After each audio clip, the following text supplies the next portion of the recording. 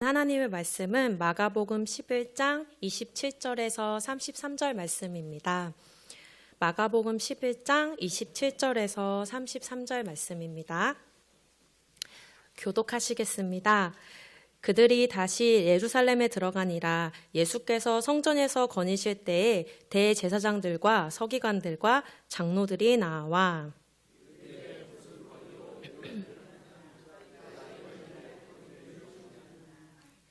예수께서 이르시되 나도 할 말을 너희에게 물으리니 대답하라. 그리하면 나도 무슨 권위로 이런 일을 하는지 이르리라.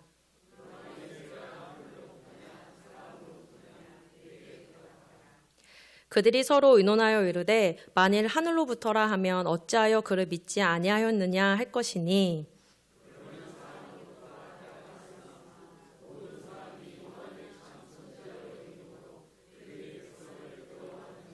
함께 읽겠습니다. 이에 예수께 대답하여 이르되 우리가 알지 못하노라 하니 예수께서 이르시되 나도 무슨 권위로 이런 일을 하는지 너희에게 이르지 아니하리라 하시니라. 아멘. 다 같이 기도드리시겠습니다. 하나님, 우리가 하나님의 말씀 앞에 모였습니다. 우리의 믿음이 사람의 말과 지혜에 있지 않고 하나님의 능력에 있다고 말씀하신 주님, 오늘 성령께서 이 자리에 모인 또 흩어져서 모인 모든 우리 우면동교회 성도들에게 그리스도를 깊이 깨닫는 자리로 인도하여 주시기를 원합니다. 감사드리며 예수님의 이름으로 기도드렸습니다. 예수님의 탄생에 관한 내용을 첫 사건으로 소개하는 마태, 누가와는 다르게 마가는 1장 1절에서부터 하나님의 아들 예수 그리스도의 복음의 시작이라라는 선언으로 복음서를 시작합니다. 그만큼 마가는 예수님은 누구신가라고 하는 그리스도의 정체성을 강조하고 있는 복음서라는 걸 우리는 알 수 있습니다. 오늘 본문 11장에서도 예수님의 사역의 모습을 그려주면서 그리스도의 정체성이 더 구체적으로 어떠한 것인가에 대해서 우리들에게 보여주는데요. 먼저 예수님께서는 예루살렘 성전 입성을 시작으로 예수님은 다윗의 아들 메시아로서의 모습을 보여주십니다.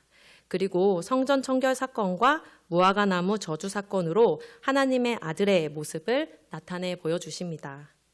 그리고 이 하나님의 아들과 메시아로서의 권위를 가지고 예수님께서는 성전에서 장사하는 자들을 쫓아내시고 상을 뒤엎으시며 만민이 기도하는 집을 강도의 소굴로 만든 유대의 종교 지도자들의 권위를 무력화시키시며 그들과 정면으로 대립하시기 시작합니다.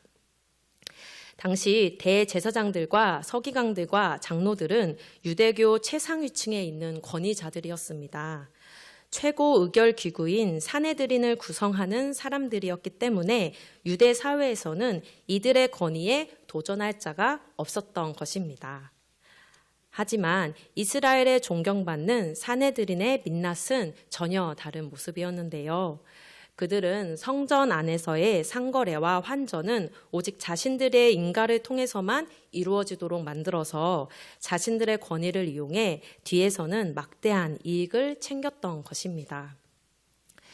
그런데 약속된 메시아로 또는 하나님의 아들로 인정할 수 없었던 예수님의 이런 행동에 대해 제사장들과 서기관들과 장로들은 큰 적대감을 가질 수밖에 없었습니다. 다만 많은 이스라엘 백성들이 예수님을 따랐기 때문에 그들의 민심이 흔들리는 것이 두려워 이들은 뒤에서 조용히 예수님을 어떻게 죽일까 하며 서로 모의하게 됩니다. 그리고 그 다음 날 성전에서 다시 예수님을 만나게 되는데요. 다 같이 오늘 본문 27절, 28절을 함께 읽겠습니다. 그들이 다시 예루살렘에 들어가니라. 예수께서 성전에서 거니실 때에 대제사장들과 서기관들과 장로들이 나와 이르되 무슨 권위로 이런 일을 하느냐? 누가 이런 일 할 권위를 주었느냐? 예수님께서 성전을 거니시고 계셨습니다. 마태 누가복음에서는 예수님께서 성전에서 사람들을 가르치셨다라고 나옵니다. 이때 대제사장들과 서기관들과 장로들이 예수님께 나와 무슨 권위로 이런 일을 하느냐? 누가 이런 일을 할 권위를 주었느냐라고 묻습니다.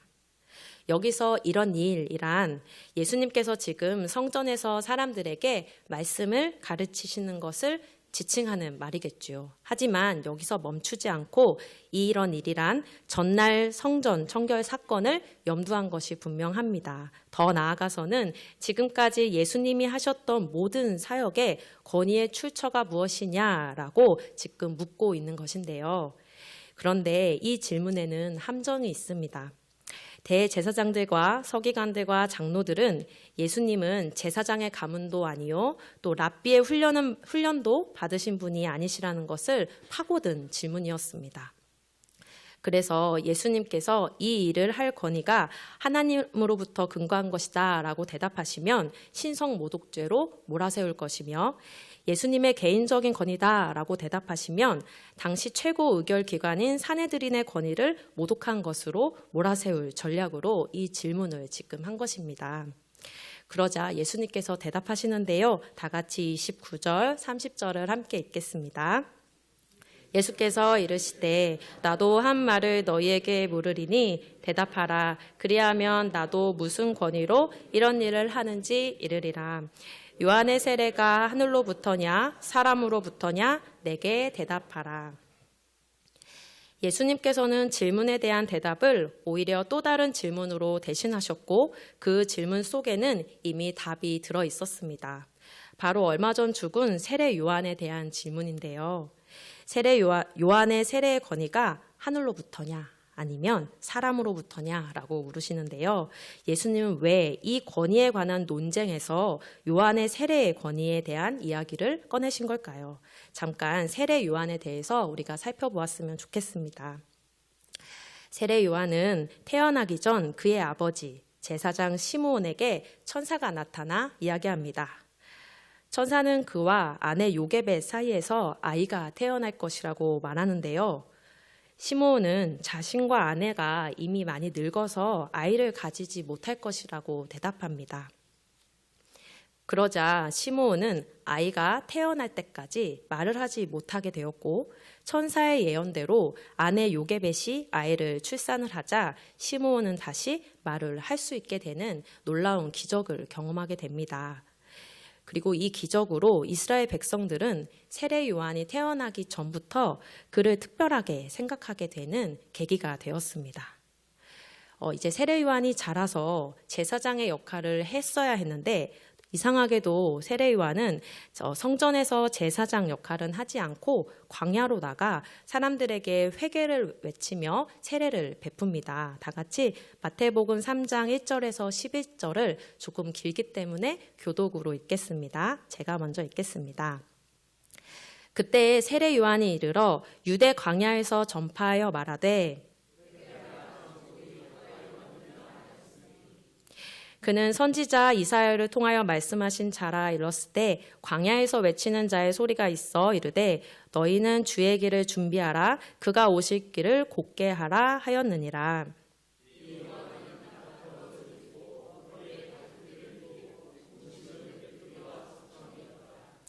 이때 예루살렘과 온 유대와 요단강 사방에서 다 그에게 나와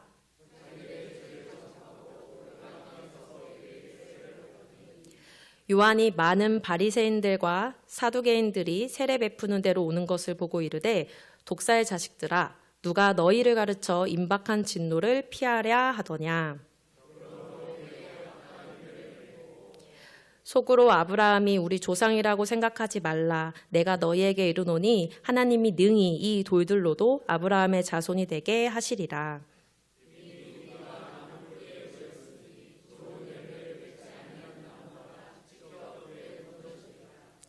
나는 너희로 회개하게 하기 위하여 물로 세를 베풀거니와 내 뒤에 오시는 이는 나보다 능력이 많으시니 나는 그의 신을 들기도 감당하지 못하겠노라. 그는 성령과 불로 너희에게 세례를 베푸실 것이요 손에 키를 들고 자기의 타작마당을 정하게 하사 알곡은 모아 곳간에 들이고 쭉정이는 꺼지지 않는 불에 태우시리라. 세례 요한은 바리새인들과 서기관들을 향하여 이 독사의 자식들아라고 굉장히 거친 말을 내뱉었어요. 하지만 그들은 요한에게 아무런 말을 하지 못합니다. 왜냐하면 요한은 제사장의 아들이며 그가 태어날 때에 아까 말씀드린 그 기적에 대해 모르는 사람이 없었기 때문입니다. 그래서 이스라엘의 모든 사람들은 그를 참 선지자로 인정했고, 그래서 바리새인들과 서기관들을 포함한 그 누구도 이 요한을 함부로 대하지 못했습니다. 그리고 요한은 자신에 대해 이렇게 소개하는데요. 자신은 뒤에 오실 분을 증거하는 사람이라고 자기를 설명합니다. 그리고 요단강에서 드디어 예수님께 세례를 베풀 때 자신 뒤에 오실 그가 바로 예수님이라는 것을 확인하게 됩니다. 다 같이 마태복음 3장 13절에서 17절을 읽겠습니다. 이때 예수께서 갈릴리로부터 요단강에 이르러 요한에게 세례를 받으려 하시니 요한이 말려 이르되 내가 당신에게 세례를 받아야 할 터인데 당신이 내게로 오시나이까. 예수께서 대답하여 이르시되 이제 허락하라. 우리가 이와 같이 하여 모든 일을 이루는 것이 합당하니라 하시니 이에 요한이 허락하는지라. 예수께서 세례를 받으시고 곧 물에서 올라오실새 하늘이 열리고 하나님의 성령의 비둘기 같이 내려 자기 위에 임하심을 보시더니 하늘로부터 소리가 있어 말씀하시되 이는 내 사랑하는 아들이요 내 기뻐하는 자라 하시니라. 아멘. 예수님께서 세례를 받으실 때 하늘이 열리고 하나님의 성령이 비둘기같이 내리시며 하늘로부터 음성이 들렸습니다. 이는 내 사랑하는 아들이요 내 기뻐하는 자라라는 이 하나님의 음성 말입니다. 이후 세례 요한은 예수님을 하나님의 아들로 그리고 메시아로 증거하는 삶을 살다가 헤롯 왕에게 잡혀 참수를 당하는 순교자가 되었습니다. 이렇게 세례 요한이 선지자로서 갖는 권위는 백성들로부터 충분히 인정되는 것이었습니다. 그렇기 때문에 그의 세례의 권위도 당연히 하나님으로부터 오는 것이었기에 그를 따르지 않을 이유 또한 없었습니다. 하지만 헤롯 왕의 권력자들과 유대 종교 지도자들에겐 그렇지 않았습니다. 그들에게 세례 요한은 그저 자신들의 권력의 회방을 놓는 아주 골치 아픈 존재였기 때문입니다. 그래서 헤롯 왕이 요한의 목을 참수할 때 유대 종교 지도자들은 이 일에 침묵으로 동조했고, 그러면서도 이스라엘 백성들의 민심이 흔들리는 것이 두려워 세례 요한의 세례는 거부하면서도 그에 대한 언급은 피했었습니다. 그런데 지금 예수님께서 이 사실을 간파하시고 한 문장의 질문으로 유대 종교 지도자들의 위선을 폭로하신 것입니다. 이제 대답의 차례는 바뀌었는데요. 예수님의 질문에 대한 대제사장들과 서기관들과 장로들의 대답을 들어보겠습니다. 오늘 본문 31절에서 33절을 함께 읽겠습니다. 그들이 서로 의논하여 이르되 만일 하늘로부터라 하면 어찌하여 그를 믿지 아니하였느냐 할 것이니 그러면 사람으로부터라 할까 하였으나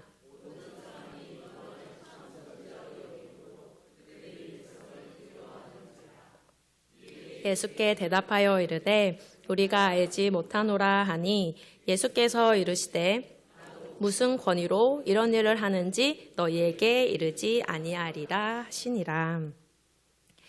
정치적 판단이 빨랐던 이들은 자신들이 지금 징태양난의 딜레마에 빠졌다라는 것을 금세 알아챕니다. 만약 자신들이 세례 요한의 세례의 권위가 하늘로부터 온 것이다라고 인정한다면 하나님의 선지자를 왜 믿지 않고 죽인 것이냐라고 책망받을 것이고, 사람으로부터다라고 한다면 그를 여전히 참 선지자로 인정하는 이스라엘 백성들의 저항이 두려웠을 것입니다. 그래서 그들은 머리를 맞대고 의논하여 이런 대답을 내놓는데요. 우리가 알지 못하노라 라며 굉장히 궁색한 대답을 내놓게 됩니다. 그럼 대제사장들과 서기관들과 장로들은 왜 이렇게밖에 대답할 수 없었을까요? 당연하게도 그들은 예수님을 메시아로 그리고 하나님의 아들로 믿지 않았기 때문입니다. 그래서 예수님의 사역의 권위 또한 당연히 인정할 수 없는 것이었으며 그들은 예수님의 사역, 그의 존재, 그의 권위, 그 어떤 것도 자신들이 인정하고 또한 받아들일 수 없었던 것입니다. 그래서 마가는 처음부터 단호하게 이렇게 선포한 것입니다. 하나님의 아들이시며 우리의 구원자이신 메시아는 그리스도 예수이시다라고 말입니다. 이 출발점으로 시작하지 않는 모든 사람은 대제사장들과 서기관들과 장로들과 똑같이 반응하게 되어 있습니다. 그리고 진짜 대제사장들과 서기관들, 장로들은 자신들의 권위를 위협하는 예수님에게 진짜 죽이기로 작정하고 그 작정을 실행에 옮겨 십자가에 예수님을 못 박는 결과를 낳게 되었습니다. 이처럼 예수님을 나의 주로, 또 나의 왕으로, 나의 구원자로, 메시아로, 하나님의 아들로 믿지 않는 모든 사람은 다 자기가 주권자가 되어 살아갑니다.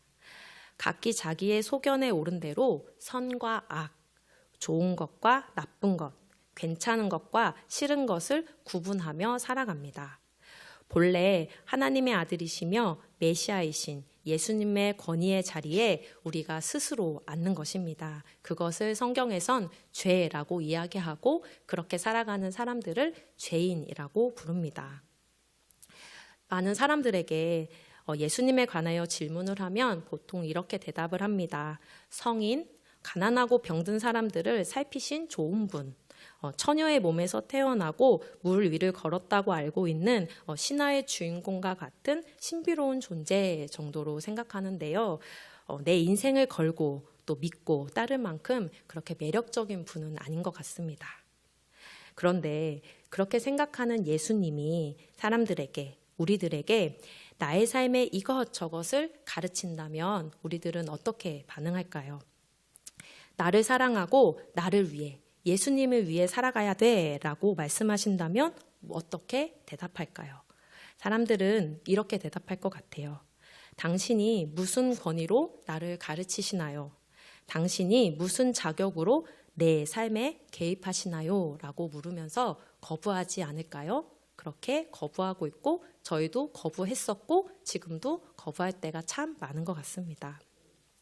제가 요즘 청소년 아이들이 어떤 노래를 듣는지 예배가 끝나면 이제 3층 소파에 앉아서 물어봐요. 그러면 아이돌이라는 가수들, 르세라핌 이런 친구들의 노래를 많이 듣더라고요. 그래서 친구들한테 저는 뒤처지고 싶지 않아서 이렇게 들어보고 제 플레이리스트에 이렇게 넣거든요. 그래서 이제 집에 들어가서 또 교회 사역이 끝나고 이제 들으면 굉장히 신나요. 그래서 아이돌 노래를 들으면서 가는데요. 대부분의 노래가 이런 가사더라고요.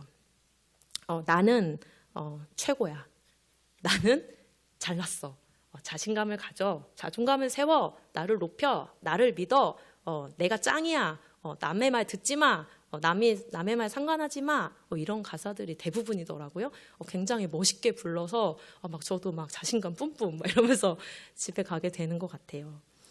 그런데 우리가 한번 생각해 봐야 될 것 같습니다. 이런 노래 가사들은 지금 사람들이 생각하는 것, 또 그렇게 가고자 하는 그런 어떤 피로들을 대변해 주는 것이라고도 생각을 해요. 그래서 이 많은 노래 가사들처럼 우리는 내 인생의 주인공은 나야. 그리고 내 삶의 진짜 주인은 나야.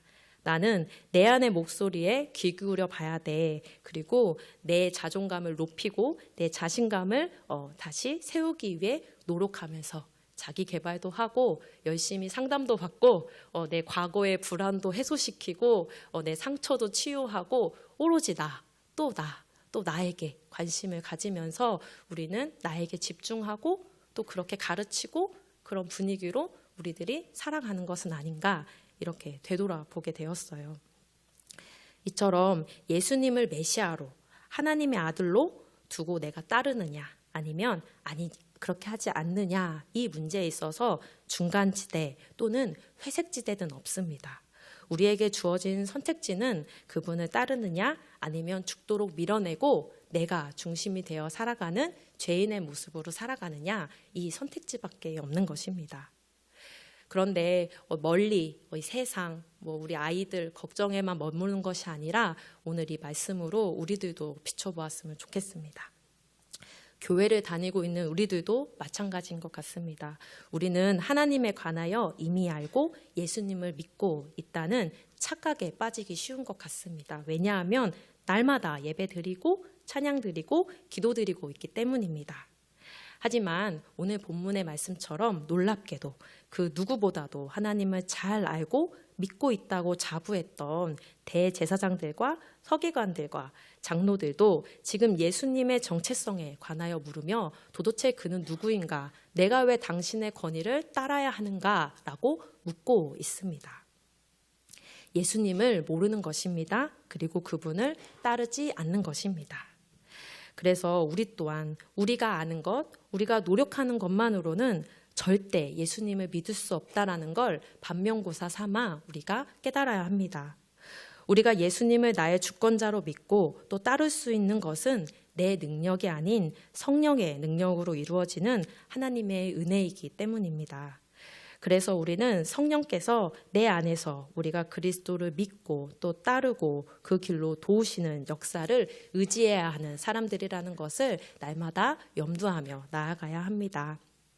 그렇다면 성령님께서는 우리가 예수님을 믿고 따르는 길로 어떤 방향으로, 어떤 방식으로 인도하실까요?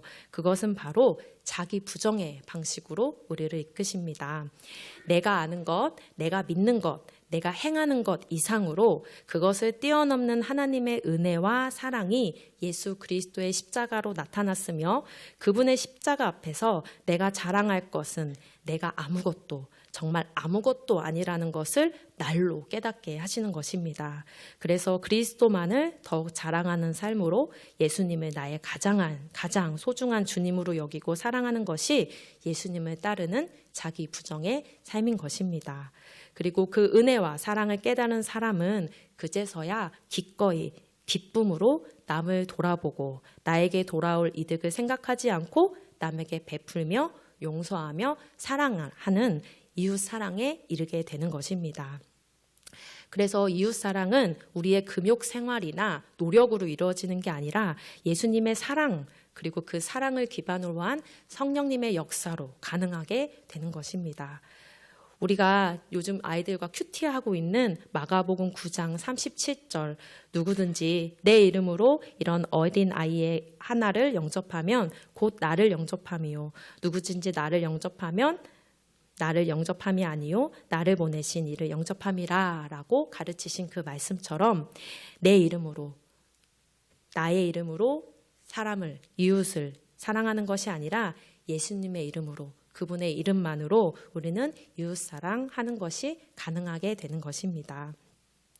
그렇지 않고 가만히 생각해 보면 우리가 누구를 돕는다는 것처럼 보이고 또 누구를 사랑하는 것 같이 보이지만 한 번 더 생각해 보면 그렇지 않은 것이 정말 투성이로 많습니다. 우리는 오롯이 나를 부정하고 남에게 조건 없는 사랑과 사심 없는 관용을 베푼다는 것은 제가 생각해 봤을 때는 불가능한 것 같습니다. 이 세상의 수많은 종교와 윤리와 도덕, 착하게 살 것과 남을 해치지 않고 선용을 베푸는 일에 근거를 무엇으로 두고 있는 것 같으세요? 그것은 바로 결국 나 자신입니다.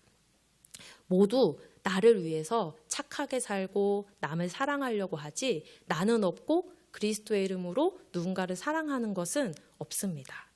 왜냐하면 이 세상은 아름다워야 돼. 그 일을 위해 내가 헌신할 거야. 그것도 알고 보면 내가 이 세상에 살기 때문이고 내가 죽어서라도 내가 사랑하는 내 자녀가 행복하게 살기 위해서 그 일에 헌신하는 것이지 결국 또 나를 위한 노력이더라고요. 또한 내가 선행을 베풀어도 그 사람이 알아주지 않으면 이렇게 위안해요.